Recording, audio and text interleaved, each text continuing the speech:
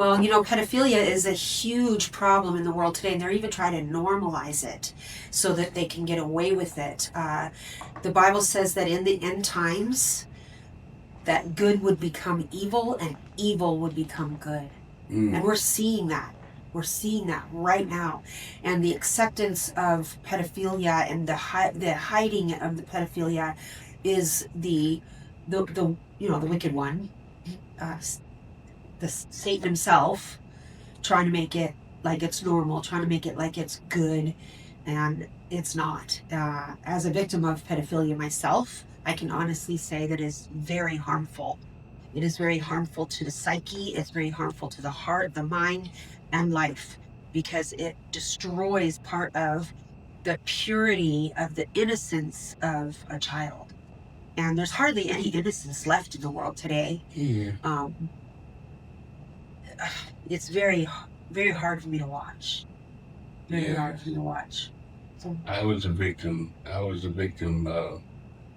of the same thing by a preacher and everything. And I went into this preacher's house.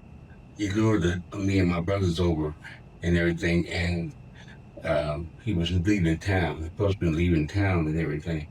But when we walked in the house, there was a little boy just laid out, just stretched out. We were standing right next beside him, talking loud, like black folks do. yeah. And the boy didn't hear me, and it was just so scary.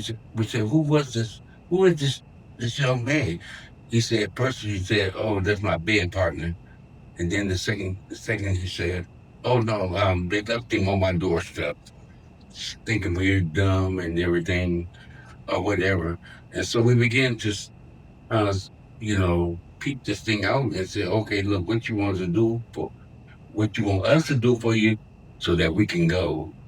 So you want us to get up into the top of the ceiling in the garage, and everything. Didn't have a ladder, and so he put my brothers in them up there, and then he put me up in there. And as he was putting me up there, I find myself about to pass out because he was squeezing your private parts. Yeah, my private part and everything. And so I told my brother and them to jump down and everything, jump, and everything. And I don't know how he jumped down because it was a big garage. They jumped and they ran and everything. And I wiggled my way out and I ran home. I wouldn't tell my mother nothing. I wouldn't tell her nothing. And I went down on my knees and I told God, I said, "Lord, all I could see was blinking on and off that little boy. He just laid there like this." Yeah. I mean, he could have been dead. He could have been dead. I don't know. Oh, that's so sad. But, he just blinking. I mean, just blinking in my mind. And the more he blinked in my mind, the more I went down. I've always been a sympathetic person. The more I went into tears, crying, boo-hooing and crying unto God. The next week, we looked on television. They were chasing this preacher across the freeway, across the bridge and everything. I mean, 25 police cars chasing him across the freeway and everything.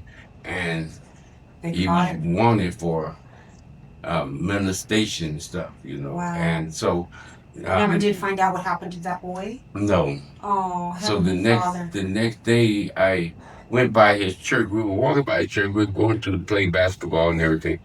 And they were boarding up the church. They were boarding up the church with, actual boards. And they were boarding it up. And then we asked them, said, "Hey, what's the problem?" They said, "We're boarding up the church. There's no more church." Well, good thing that they closed that church down and got rid of him.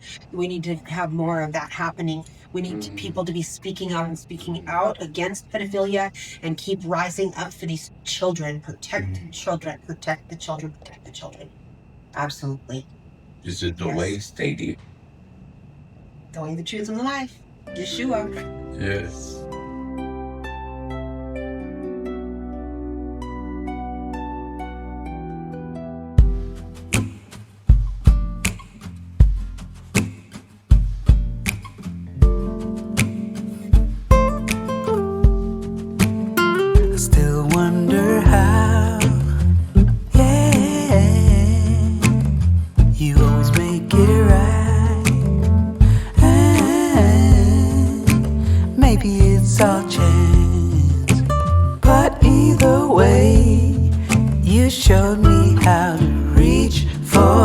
best of myself.